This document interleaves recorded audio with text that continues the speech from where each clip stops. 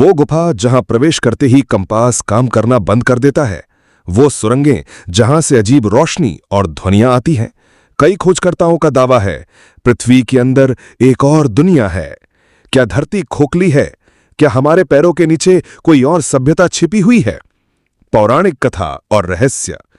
भारत के प्राचीन ग्रंथों में एक शब्द आता है, पाताल लोक।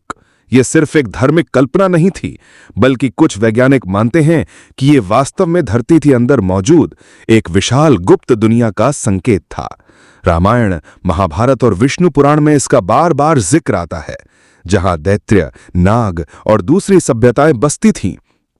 कहा जाता है कि पाताल लोक धरती के नीचे था, लेकिन क्या यह सिर्फ एक प्रतीकात्मक बात थी? वैज्ञानिक दृष्टिकोण और हॉलो अर्थ थ्योरी।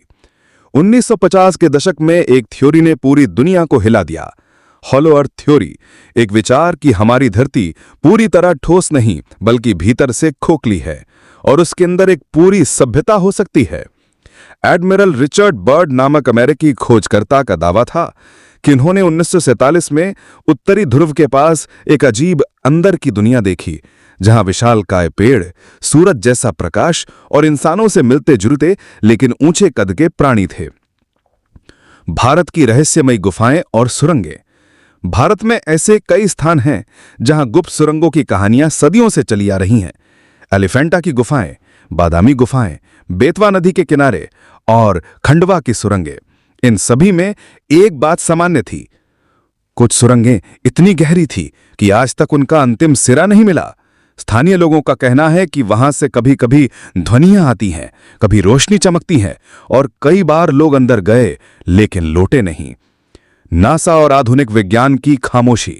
जब वैज्ञानिकों ने धरती के कोर को समझने की कोशिश की तो उन्होंने पाया कि अभी भी हम धरती के सिर्फ 12 किलोमीटर अंदर तक ही जा पाए हैं।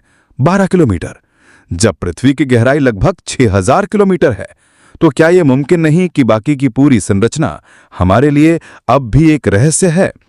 कुछ रिसर्चर्स का मानना है कि धरती के भीतर कोई ऐसा क्षेत्र है जहां का चुंबकीय क्षेत्र इतना अलग है कि वहां किसी यंत्र का काम करना बंद हो जाता है। नागलोक, क्या वो भी धरती के अंदर था? पुराणों में नागों की एक दुनिया का जिक्र है, नागलोक, जहां विशाल नाग, सोने के महल और रहस्यमयी शक्तियां थीं। क्या नागलोक कोई मिथक था या फिर वाकई धरती के भीतर कोई ऐसी सभ्यता मौजूद थी जो आज भी छिपी हुई है, हमारी आंखों